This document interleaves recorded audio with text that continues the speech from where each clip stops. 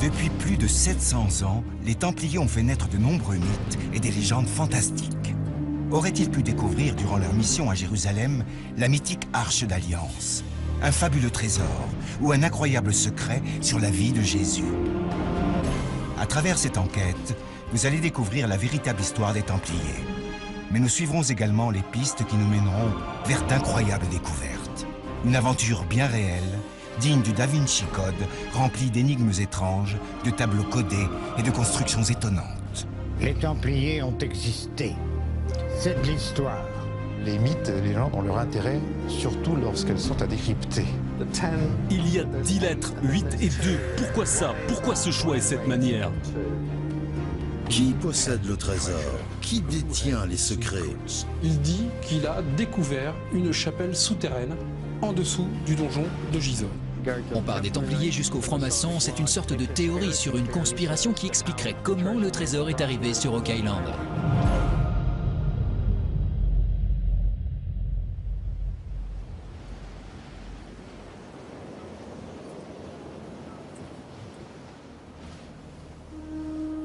La Terre Sainte, il y a plus de 900 ans.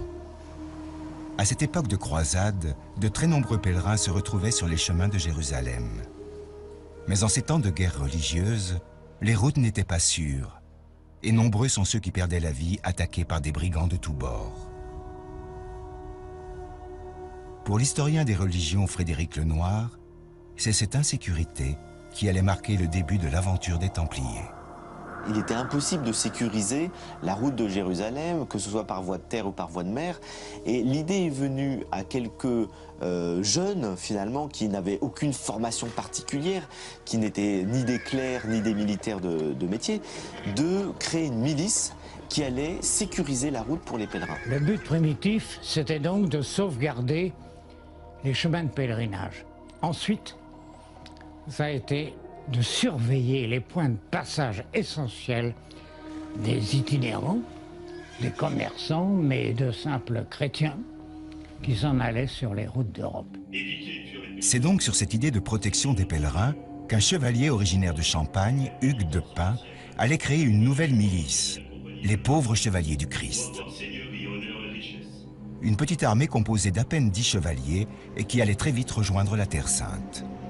Lorsqu'ils vont s'installer à Jérusalem, le roi de Jérusalem, pas dans un premier temps, mais assez rapidement, va leur proposer d'être dans un endroit qui est près de son palais et près de ce qui était, au fond, les ruines du temple de Salomon.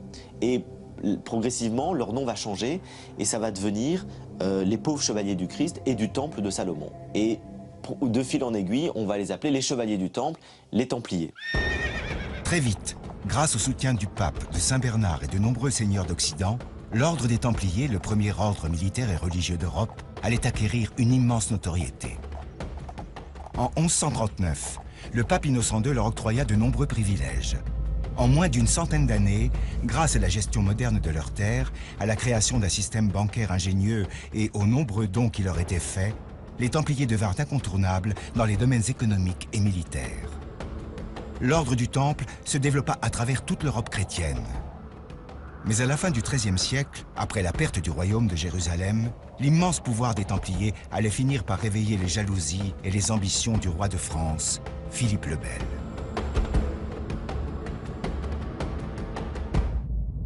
Il s'est passé quelque chose d'extraordinaire, qui est la plus forte opération de police qu'il n'y ait jamais eu, sans doute, dans l'histoire à travers tout un pays.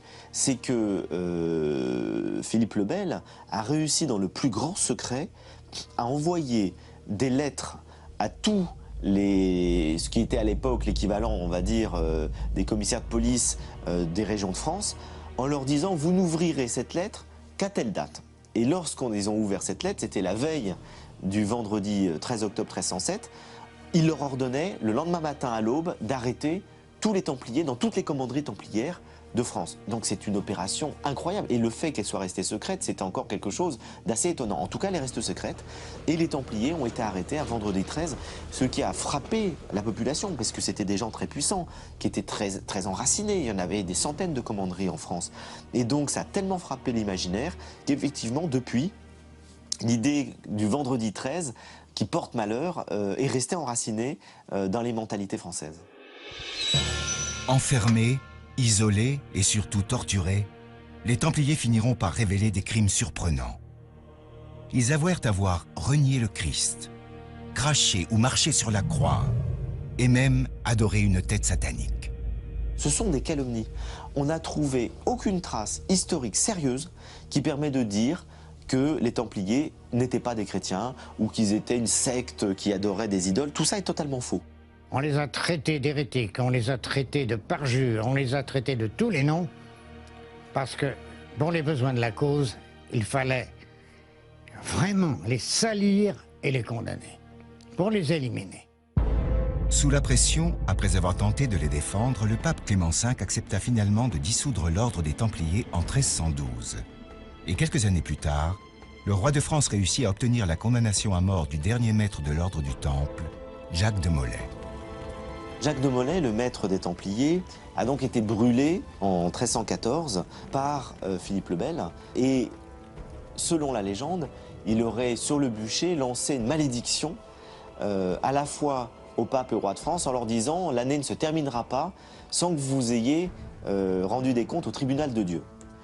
Et ce qui est sûr historiquement, c'est que le pape est mort très peu de temps après et que le roi de France est mort 6 mois après. Et qu'il y a eu ensuite une véritable malédiction sur toute la dynastie de Philippe le Bel qui a continué donc effectivement à subir une sorte de malédiction. Nul ne sait si cette malédiction fut réellement lancée. Mais aujourd'hui encore à Paris, on peut voir le lieu où Jacques de Molay et l'un de ses compagnons furent brûlés vifs. Sur l'île de la Cité, 2 monumentales portes en forme de tombeau symbolisent la fin historique de l'ordre du Temple. À partir de cette époque, des rumeurs commencèrent à circuler sur les secrets qu'auraient emportés les Templiers. Certains parlaient de fouilles et de recherches secrètes sous le Temple de Jérusalem. On disait que les Templiers avaient retrouvé l'Arche d'Alliance. Pour d'autres, plus discrets, les Templiers avaient découvert le véritable tombeau du Christ. Mais rien ne prouve que les Templiers aient réellement mené des recherches à Jérusalem. Moi, je n'ai aucune certitude historique sur le fait que les chevaliers de l'ordre du Temple aient fait des fouilles. Par contre, c'est pas impossible, parce qu'on peut bien imaginer que ces gens-là étaient des religieux, qui étaient passionnés par la lecture de la Bible, et notamment de l'Ancien Testament, c'est-à-dire la Bible juive qui raconte l'histoire de la création du Temple de Salomon au lieu même où ils vivaient. Et ce temple possédait beaucoup de richesses. La Bible nous dit qu'il y avait l'Arche d'Alliance, qu'il y avait des trésors, qu'il y avait, mais surtout des trésors spirituels, d'ailleurs d'une grande valeur. Donc il n'est pas impossible qu'ils se soient intéressés au lieu et qu'ils aient fait des recherches. On n'en a aucune certitude historique. Mais c'est pas impossible, c'est une hypothèse que moi je trouve plausible. Les Templiers auraient donc pu faire des recherches à Jérusalem, peut-être pour y retrouver des éléments sur la vie du Christ. Sur place, ils ont probablement découvert que pour les musulmans, Jésus était un simple prophète et qu'un tombeau pouvait exister quelque part.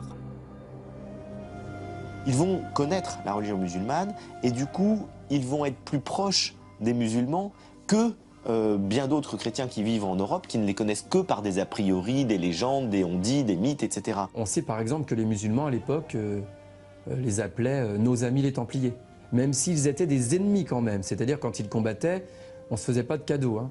Mais il y avait un respect. Même s'ils se combattaient sur le terrain, ils étaient d'accord entre eux pour des controverses intellectuelles et spirituelles.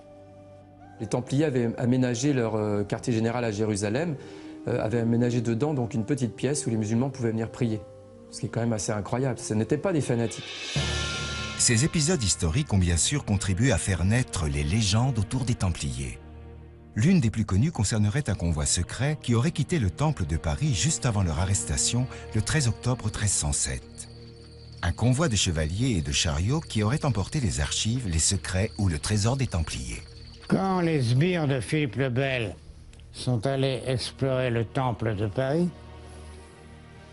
ils n'ont rien trouvé. Et pour cause, parce qu'on sait pertinemment maintenant que les Templiers avaient été prévenus quelques jours avant de l'action menée par le roi contre eux. Ils ont planqué certaines choses. C'est vrai qu'il y a des aveux d'un Templier lors du procès qui dit savoir que Le maître de l'ordre en France, Gérard de Villiers, était parti avec Jean de Chalon, Hugues de Chalon plutôt, et puis une quarantaine d'hommes à cheval, et aurait emporté le trésor. Les Templiers auraient donc pu emporter ce qu'ils avaient de plus précieux pour le mettre à l'abri quelque part. Un document tout à fait historique nous précise qu'un convoi serait parti de Paris en direction de l'ouest, probablement vers l'Angleterre. Sur cette route, à une quarantaine de kilomètres de Paris, on trouve une histoire étonnante qui révélerait une cache importante liée à l'ordre du Temple.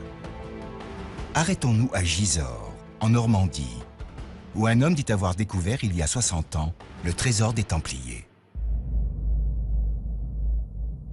Le château de Gisors a réellement été occupé durant quelques années par les Templiers. Ils y furent d'ailleurs enfermés après leur arrestation. Parmi les particularités du château de Gisors, on trouve dans une tour dite des prisonniers des graffitis étonnants. Pour les défenseurs de la thèse du trésor des Templiers, ces graffitis cachent quelques indices. On y trouve par exemple une représentation d'un chariot qui aurait pu transporter le fameux trésor. Plus étonnant encore, on peut y voir des représentations d'Indiens d'Amérique du Nord. Une représentation pour le moins curieuse qu'on ne retrouve dans aucun autre château en Europe. Pour l'historien Emeric Kurzawinski, ces particularités mériteraient une étude sérieuse. Malheureusement, les graffitis restent encore assez peu exploités par les historiens, tout simplement par la difficulté d'interprétation qui en est faite. Étant donné qu'on ne peut pas les dater, étant donné qu'on ne peut pas les situer précisément, ça ne vous permet pas d'être utilisé, exploitable de manière historique. Encore une curiosité. Sur l'un des graffitis représentant le Christ descendu de la croix, on peut y voir l'inscription « Victor Hugo ». On aurait pu se demander si ce n'était pas quelqu'un qui avait gravé le nom de Victor Hugo. On a la chance de savoir que Victor Hugo a écrit qu'il était bienvenu à Gisors, que le site l'avait particulièrement touché. Et on sait il précise bien qu'il a gravé 2 fois son nom et son prénom dans le château fort de Gisors. Pourquoi Victor Hugo se serait-il intéressé au château de Gisors au point d'y laisser des traces encore visibles aujourd'hui? Pour les défenseurs de la théorie du trésor ou du secret, Victor Hugo savait qu'il y avait quelque chose d'important à Gisors. C'est peut-être ce qu'a pensé Roger Laumois, un homme originaire de la ville et qui viendra s'installer dans le château en 1929, embauché par la mairie pour y être le gardien, mais aussi le jardinier. Cet homme d'un milieu modeste va très vite se passionner pour une légende locale qui parle d'un fabuleux trésor. Jean-Patrick Pourtal étudie depuis plus de 20 ans cette affaire de Gisors. Il va donc travailler ici, il va donc y vivre, et puis il connaît ces légendes qui courent dans le pays sur la possibilité du trésor, d'un trésor, et peut-être celui des Templiers. Donc évidemment, ça marque son esprit, il va se décider, il va chercher, mettez-vous à sa place. Il a fini sa journée, il ferme le château, et puis il est tout seul, et il creuse. Donc il va faire tout ce qu'il a à faire, tranquillement, et il va même aller jusqu'à demander une autorisation de fouille à la mairie. Et la mairie veut dire d'une façon verbale, oui, vas-y, fouille, si tu trouves quelque chose, on verra, on en reparlera à ce moment-là. Il avance, il travaille, l'occupation arrive, les Allemands s'emparent du château, il s'installe, il est très inquiet et malgré tout il continue à chercher. Donc c'est quand même pour lui quelque part une obsession. Il avance et il cherche. Il cherche et puis la guerre se termine, les Allemands s'en vont, il va avancer, il va continuer à travailler, continuer à chercher et puis un jour il va creuser au-dessus de nous, dans le donjon, il va faire un puits assez délirant et il va arriver à quelque chose. Et ce que Roger Laumois dit avoir découvert, c'est une chapelle souterraine remplie d'un incroyable trésor. Sa description est précise dans les moindres détails. Il y parle d'une chapelle où reposent 19 sarcophages de pierre de 2 mètres de long. Il dit aussi apercevoir dans la nef 30 coffres de métal précieux et tout cela abriterait bien sûr le trésor de l'ordre du Temple. Très rapidement, Roger Laumois va avertir les autorités pour que l'on vienne se rendre compte de son incroyable découverte. Le maire de la ville, accompagné de quelques personnes, arrive sur place et découvre les travaux de Laumois. Forcément, quand les gens vont voir ce qu'il affirme, qu'est-ce qu'ils voient? Ils voient en fait un puits creusé dans la motte, qui n'est pas étayé, qui est construit sur plusieurs paliers. C'est pas très stable, ça menace de s'effondrer. Il y a 2 personnes qui essaient d'y descendre, elles remontent très très vite parce qu'elles ont peur d'être enterrées vivantes. Parmi les personnes qui vont se risquer dans le dangereux puits, il y aurait eu le capitaine des sapeurs-pompiers de la ville, et son témoignage est pour le moins troublant. Une des choses qu'aurait rapporté le capitaine des pompiers, c'est qu'il aurait lancé une pierre devant lui et qu'il aurait entendu un écho, la pierre tombait sur un écho. Mais jamais le pompier a dit « c'est une salle souterraine ». Il a juste dit « j'ai entendu un écho ». C'est la seule chose qui peut attester qu'en effet, le moi est tombé sur une cavité. Et pourtant, le maire, considérant la dangerosité des fouilles et ne portant aucun crédit au récit de Laumois, va ordonner que l'on rebouche le puits au plus vite et que l'on sécurise toutes les cavités creusées par le gardien du château. Roger Laumois sera licencié quelques jours plus tard et mis à la porte du logement de fonction qu'il occupait. Mais pourquoi les autorités de l'époque n'ont-elles pas tenté de vérifier plus sérieusement la découverte de Roger Laumois? Même si on se dit qu'il a tout inventé, le simple fait que le capitaine des pompiers qui dit « j'entends un écho » aurait dû mettre la puce à l'oreille et dire bah, « on va au moins essayer d'aller voir ». On va étayer, on va faire des travaux et puis on va aller voir. Puis s'il n'y a rien ou si c'est juste une petite cavité qui n'a rien à voir avec ce que dit avec Laumois, eh bien on aura compris qu'il était vraiment fou. Et puis finalement, si on trouve quelque chose, ça peut être intéressant, sous un aspect historique, archéologique et autres. Eh bien non, ça se passe pas comme ça. Ça se passe pas du tout comme ça. C'est le blackout. Tout s'arrête, tout se ferme, tout se fige, et l'affaire Gisors va démarrer après ça. Durant des années, Roger Laumois tentera de reprendre ses fouilles, mais sans succès. C'est finalement au début des années 60 que l'affaire rebondira grâce à l'article d'un journaliste, Gérard de Sède. Ce journaliste sera d'ailleurs l'auteur d'un véritable best-seller, « Les Templiers sont parmi nous ». Et c'est cet ouvrage qui passionnera la France entière sur le mystérieux trésor de Gisors. À tel point que le ministre de la Culture de l'époque, André Malraux, s'emparera du dossier. Il est fort probable que André Malraux a été intimement persuadé de l'existence de quelque chose à l'intérieur de la motte. Et donc il a commandé aux archéologues de venir fouiller. Les archéologues, dans une première approche, en fait, étaient d'accord, puisqu'il pouvait y avoir quelque chose, c'est toujours possible, hein, bien entendu. Donc, en fait, il y a eu des fouilles de réaliser. Très vite, en fait, les archéologues ont annoncé qu'il n'était pas possible qu'il y ait un espace vide à l'intérieur de la motte. Hein. Et Malraux a continué, a insisté très lourdement pour continuer les sondages, les fouilles, etc. Comme les archéologues n'avaient pas plus de fonds alloués à cette tâche, eh bien, au bout d'un moment, ils ont refusé d'y retourner. Et là, André Malraux a carrément envoyé l'armée. Durant plus d'un mois, de février à mars 1964, c'est donc un régiment du génie qui s'est occupé des fouilles sous la motte du donjon dans la plus grande discrétion. Et le seul communiqué qui sera livré au public sera court et laconique. Les fouilles sont aujourd'hui achevées, elles ont donné un résultat négatif. Une réponse qui n'a bien sûr pas convaincu grand monde. Évidemment, les militaires ont agi en militaire, donc ils ont bloqué un périmètre, ils ont creusé, ils ont évacué la terre, d'où après, bien entendu, la théorie des camions emportant le trésor qui était enfoui à l'intérieur de la motte. Ce qu'on oublie, c'est que si jamais il y avait eu une construction, la construction, on l'aurait retrouvée. Hein. Or, il n'y a rien. Roger Laumois aurait donc tout inventé, mais pour quelle raison ? Pourquoi risquer de perdre son emploi, sa maison et son honneur en criant à tous ceux qui veulent l'entendre qu'il aurait trouvé le trésor des Templiers si tout cela était faux? Pour comprendre, il faut savoir que derrière Roger Laumois plane l'ombre d'un personnage énigmatique et d'une société secrète appelée le Prieuré de Sion. Ce personnage, c'est Pierre Plantard.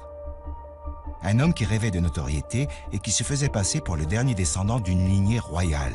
Lignée dont l'origine remonterait à une liaison entre Jésus et Marie-Madeleine.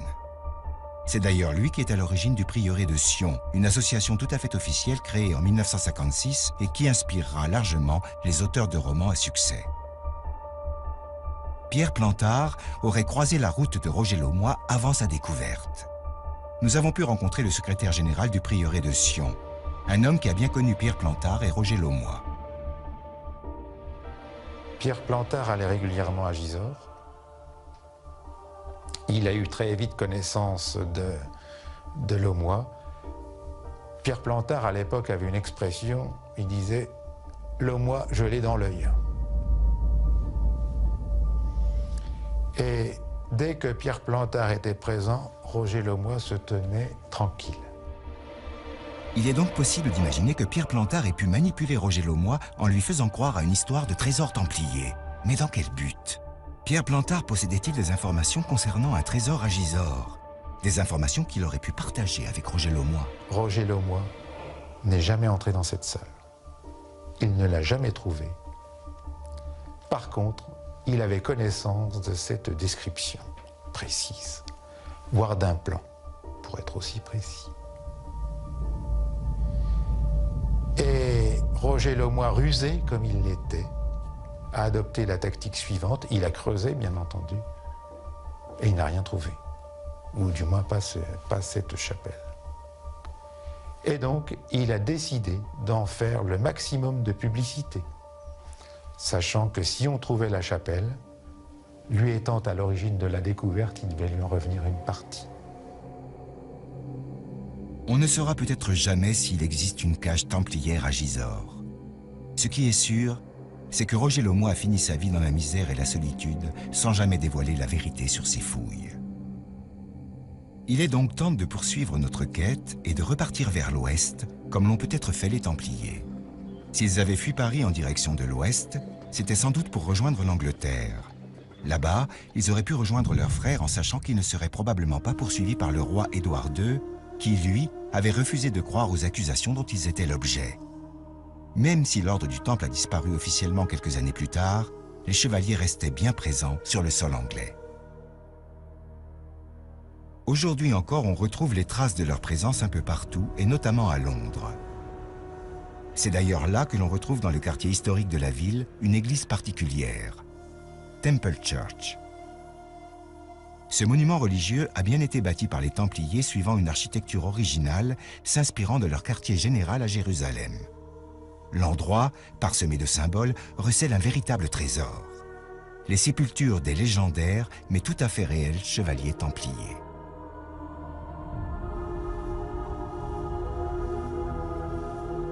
Si les Templiers étaient bien présents à Londres, beaucoup de chevaliers français n'y sont pas restés longtemps et ont préféré gagner la terre d'Écosse vers le nord.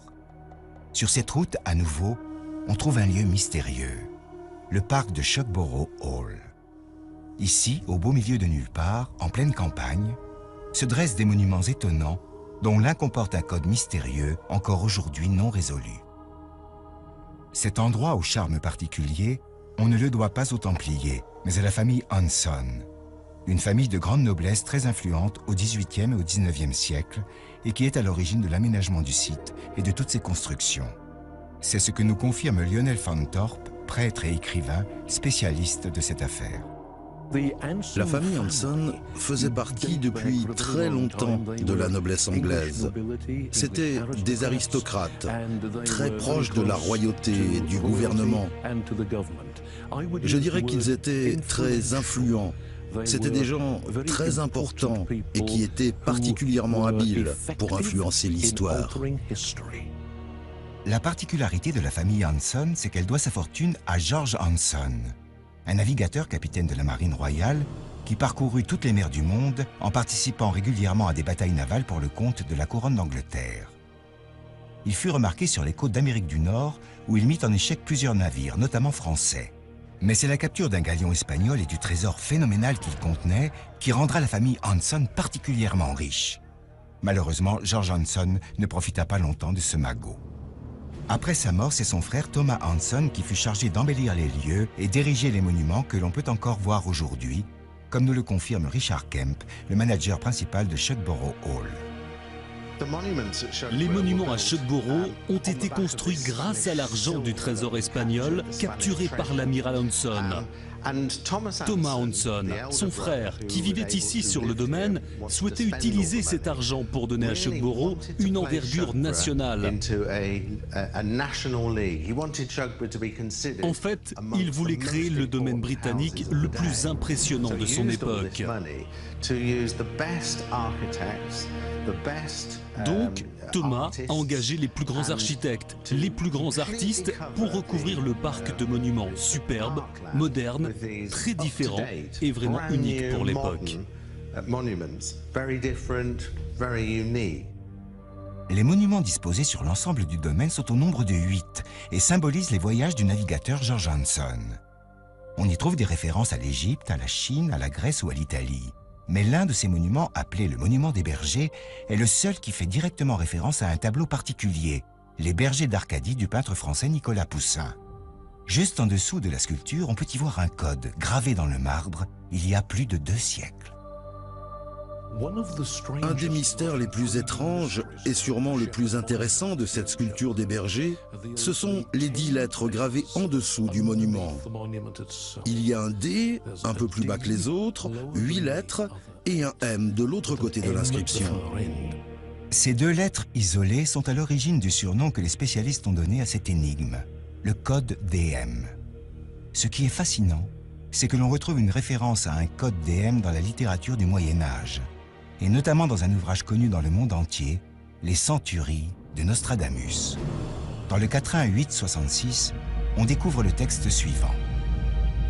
Quand l'écriture DM trouvée et qu'avantique à lampe découverte, loi, roi et prince ulpiant éprouvé, pavillon roi né duc sous la couverte. Traduction. Quand le code DM sera décrypté, on découvrira un lieu souterrain très ancien, alors les lois, les rois et les princes seront sérieusement éprouvés. Depuis 250 ans, le code DM intéresse toutes sortes de curieux, mais aussi des spécialistes en cryptographie de renommée mondiale. Le monument des bergers a été étudié. On a lancé un défi à de nombreux experts en leur demandant « Pouvez-vous décoder le monument ?» Beaucoup d'entre eux se sont uniquement concentrés sur le déchiffrage des 10 lettres. Je pense que c'est une façon très limitée de regarder le monument. Il me semble qu'on doit prendre en compte l'image ainsi que les lettres et leur position. Les 8 lettres plus les 2 lettres. Pourquoi ça? Pourquoi 8 et 2? Je pense aussi qu'il ne faut pas négliger l'importance des autres monuments du parc. Très peu de personnes ont essayé de prendre en compte tous ces éléments. Essayons de décrypter le code DM. Pour ce faire, il nous faut plonger dans l'histoire de l'art. Et pour bien comprendre, nous devons quitter provisoirement Shugborough et revenir à Paris pour étudier le tableau original qui se trouve gravé au-dessus du code DM. C'est ici, au musée du Louvre, qu'est conservé Les Bergers d'Arcadie, une toile peinte par Nicolas Poussin au XVIIe siècle. Ce tableau représente 3 bergers et une femme autour d'un tombeau perdu en pleine campagne. Un paysage de rêve censé représenter l'Arcadie, une sorte de paradis terrestre dans la mythologie grecque. Sur le tombeau, on peut lire l'inscription latine « Et in Arcadia ego », que l'on pourrait traduire par « Moi aussi, je suis en Arcadie ». Les adeptes du mystère nous font remarquer que « Et in Arcadia ego » est l'anagramme de « Itego arcana Dei », dont la traduction nous donne « Je cache les secrets de Dieu ».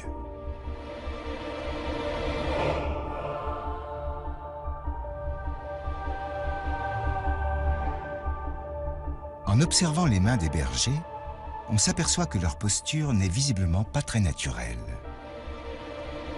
Essayez par exemple de reproduire cette position avec votre main. Vous constaterez très vite que ce n'est pas vraiment très confortable. Il est possible que nous soyons là en présence d'une forme de message caché, une sorte de double langage. Mais alors quel message aurait pu faire passer Nicolas Poussin dans son tableau? Une cage contenant un trésor paraît peu probable.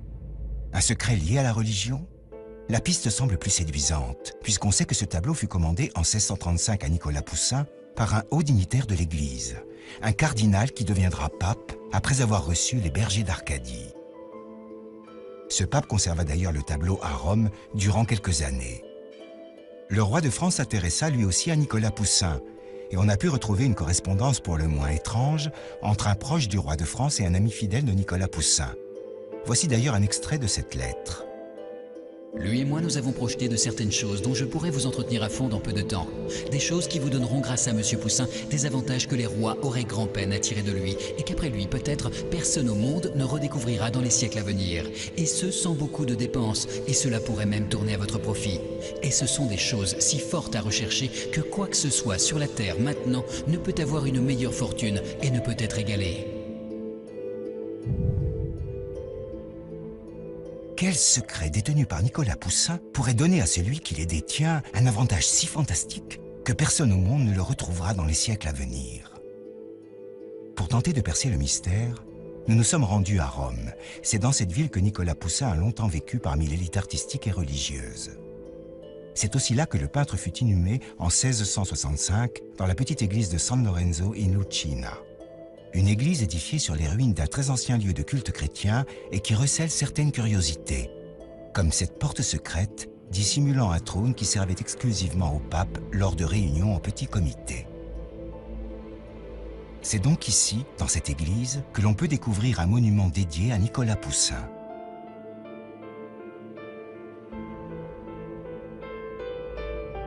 Au-dessous du buste représentant le peintre, on découvre une réplique gravée dans le marbre du fameux tableau « Les bergers d'Arcadie ».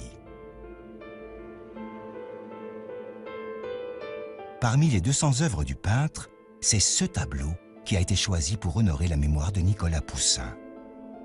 Et c'est Chateaubriand, un célèbre romancier français qui fit construire en 1830 cette originale stèle funéraire. Sous la représentation des bergers d'Arcadie, on trouve encore une fois des lettres gravées dans le marbre. Ce texte en latin est une sorte d'hommage à Nicolas Poussin, mais il recèle à nouveau quelques curiosités. Retiens tes larmes pieuses, dans cette tombe Poussin vit. Il avait donné la vie sans savoir lui-même mourir. Il se tait ici, mais si tu veux l'entendre parler, il est surprenant comme il vit et il parle dans ses tableaux. En clair, pour certains, si Poussin avait un secret, c'est dans ces tableaux que se trouve la solution. Ce qui semble certain, c'est que le tableau Les bergers d'Arcadie a réellement intéressé de très importants personnages depuis des siècles. Le roi de France Louis XIV l'avait jalousement gardé dans ses appartements privés à Versailles. Il gardera les bergers d'Arcadie auprès de lui jusqu'à sa mort. Plus récemment, le président François Mitterrand avait fait ériger en 1989 un étonnant monument consacré aux droits de l'homme à Paris.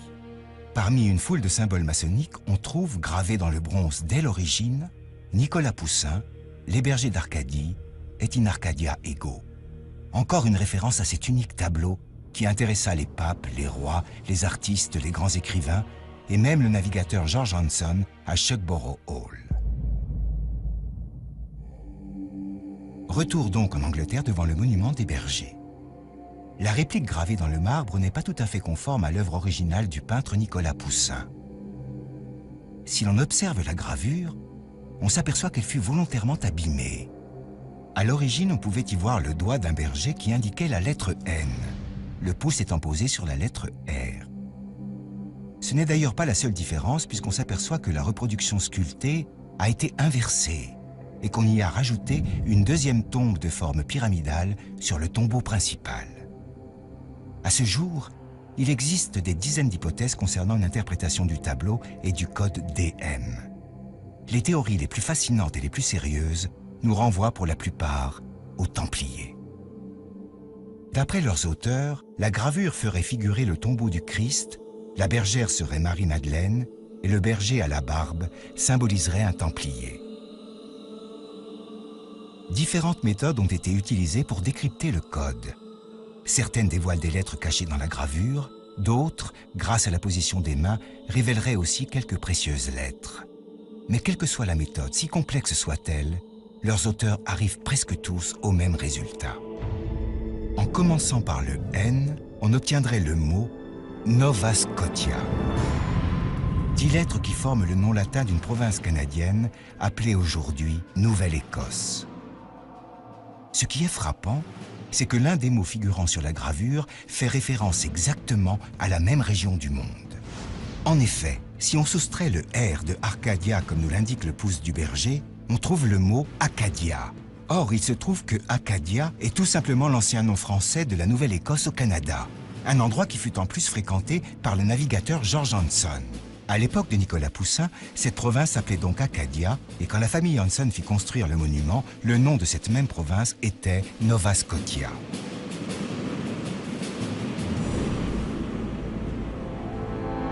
Y aurait-il des mystères liés aux Templiers, à leurs descendants ou à une société secrète sur la côte canadienne? Pour le savoir, il faut se rendre en Nouvelle-Écosse, sur les terres de l'ancienne Acadie française.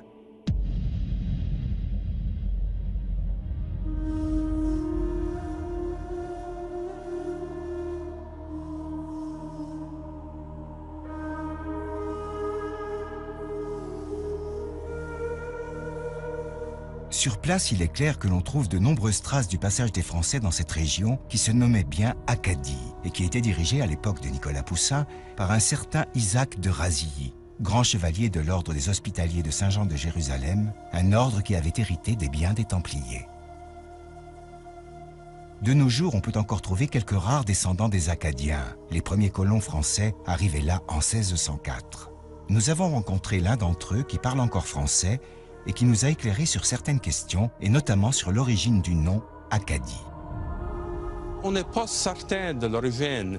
Un explorateur Verrazano, environ 1524, avait nommé la région autour de Philadelphie, Arcadie, après un paradis terrestre dans la mythologie grecque. Et il y a des gens qui pensent que peut-être d'autres gens qui copiaient ces cartes plus tard, ils ont monté la région un petit peu haut et nommé cette région Arcadie. Puis là, plus tard, ils ont laissé tomber le R pour Acadie. Bon, on n'est pas certain, aucune façon de savoir 100%. Une autre théorie veut que le nom de Acadie vienne de la langue utilisée par les Indiens Micmac, un peuple qui vivait là bien avant l'arrivée des Français. Ces Indiens ont bien sûr des légendes, et l'une d'entre elles rapporte un contact avec des peuples à la peau blanche venus de l'océan.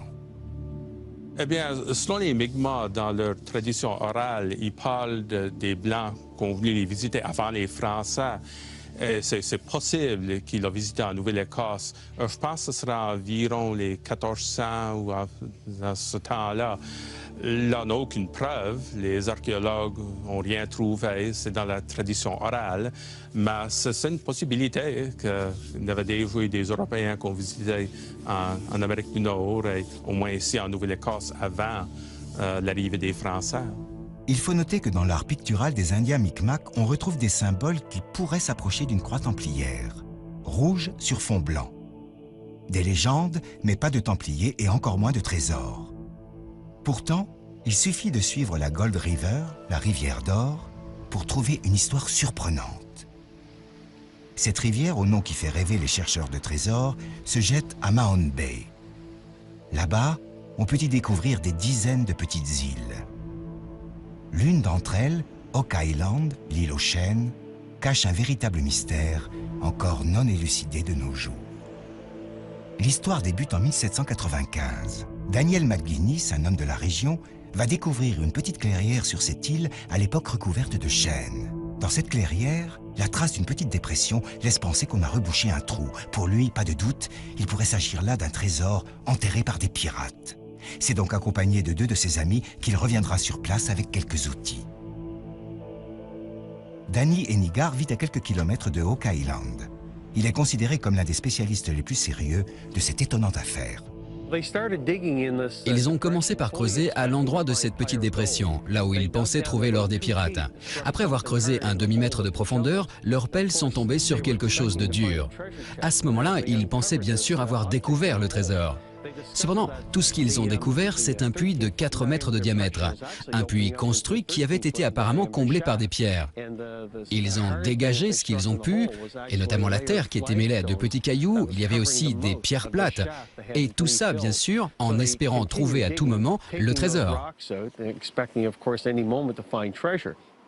Mais ce que les trois jeunes hommes vont découvrir à 3 mètres de profondeur est pour le moins inhabituel. Ils vont mettre à jour une sorte de plateforme, composée de petites poutres de bois. Après avoir évacué la plateforme, ils continuèrent à creuser jusqu'à 9 mètres de profondeur, et leur seule découverte fut une nouvelle plateforme de bois. À ce moment-là, ils avaient compris que cette entreprise les dépassait largement, et ils ont donc décidé d'aller chercher de l'aide sur le continent. Malheureusement, personne n'est venu. Il faut savoir que les gens avaient peur d'Oak Island. Il y avait beaucoup de superstitions sur cette île. De plus, on est en 1795. La plupart d'entre eux n'avaient bien sûr pas beaucoup de temps consacré à la chasse au trésor. Ces 3 jeunes hommes étaient considérés comme des fous à cette époque-là. Il faudra attendre près de 10 ans avant qu'en 1804 de nouvelles fouilles soient engagées. Et les surprises ne faisaient que commencer.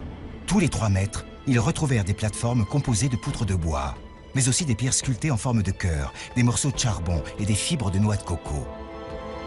Arrivés à 28 mètres de profondeur, ils allaient faire une découverte essentielle. L'histoire nous dit que le forage était alors plus facile. Apparemment, il n'y avait que peu de pierres à enlever et la terre était facile à creuser. Cette terre semblait avoir été utilisée pour remplir le trou. Mais à 28 mètres, ils ont trouvé une pierre que l'on a appelée plus tard la pierre d'alerte ou la pierre gravée. Quand ils ont retourné la pierre, ils ont trouvé des inscriptions gravées sur le dessus que personne n'était en mesure d'interpréter. Le langage utilisé était inconnu à tous les gens de l'époque. Ils ont donc poussé cette pierre de côté et ils ont continué à creuser. Mais au fil des heures, les ouvriers s'aperçurent qu'il y avait de plus en plus d'eau qui inondait le puits. Une eau qui allait devenir un problème majeur dans la recherche du fameux trésor. Le lendemain, lorsqu'ils sont revenus pour finir le forage, ils ont découvert qu'il y avait 18 mètres d'eau qui avaient rempli le conduit. Ils ont essayé d'écoper cette eau, mais sans succès. À cette époque, bien sûr, il n'y avait pas de pompe. Ils ont donc perdu tout espoir de retrouver quoi que ce soit et ils sont partis d'Oak Island.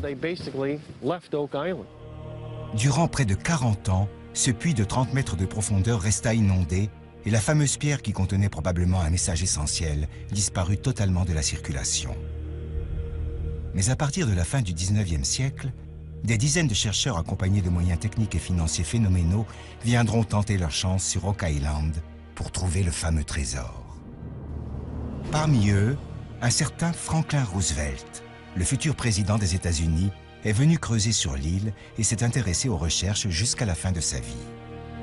Aujourd'hui encore, personne à ce jour n'a pu mettre la main sur le mystérieux trésor de Oak Island. Et pour cause. Le système imaginé par les concepteurs de cette cache est incroyablement ingénieux. Un des plus grands problèmes que nous avons pour résoudre le mystère et atteindre le trésor de Oak Island, c'est l'eau qui apparaît constamment dans le conduit. Au début, les gens pensaient que c'était un phénomène naturel dû à la profondeur, jusqu'au moment où ils se sont aperçus que cette eau était salée et que le niveau de l'eau montait et descendait avec la marée. Il était donc clair qu'il y avait une connexion entre le puits où ils creusaient et l'océan. Ils sont donc allés à l'endroit le plus logique, sur une plage située à 150 mètres du puits, dans la baie de Smith Cove. Et en marchant sur cette plage, ils se sont rendus compte, à marée descendante, que l'eau semblait être absorbée par la plage comme une éponge géante. Et ça leur semblait bizarre, puisque aucune plage au monde n'absorbe l'eau comme ça. Ils se sont donc mis à creuser sur une profondeur d'1,50 m et sur une longueur de 50 mètres, pour finalement découvrir, enterrés en dessous de plusieurs couches de sable, de gravier et de pierre, des fibres de noix de coco en très grande quantité. Cette plage artificielle cachait en fait un réseau de canaux qui aboutissaient tous à une sorte de tunnel d'inondation directement relié au puits principal. Une construction titanesque qui a probablement nécessité des mois de travail et des dizaines d'ouvriers. Il est certain que beaucoup de gens sont persuadés que cette structure a été artificiellement construite par ceux qui ont déposé le trésor, dans le but de sécuriser la cache. Si vous ne connaissez pas le moyen d'atteindre le trésor, vous êtes stoppé par l'océan. Et ça a marché de manière exceptionnelle. En fait, on pense qu'il n'y a pas qu'un seul tunnel, et certains experts affirment même qu'il y aurait en fait 2 tunnels de ce type. Une plage artificielle, des tunnels d'irrigation, un puits d'une profondeur d'au moins 48 mètres, et tout ça sans quasiment laisser aucune trace de travaux, ni même d'occupation humaine sur l'île. Qui aurait pu imaginer et construire un système aussi ingénieux? Et pour y cacher quoi? Probablement quelque chose de très important. Il est à noter que peu d'objets ont été découverts sur place.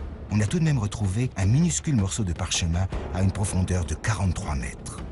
Ce morceau de parchemin existe encore aujourd'hui et il a été étudié par des experts à l'université de Harvard. Ils ont déclaré que cette pièce était un parchemin fait de peau de mouton et écrit en utilisant une encre indienne à l'aide d'une plume. D'autres objets ont été découverts sur l'île, tels qu'une paire de ciseaux de type espagnol en dessous de la plage de Smith Cove. On a trouvé une pierre sculptée en forme de cœur qui a été découverte au même endroit.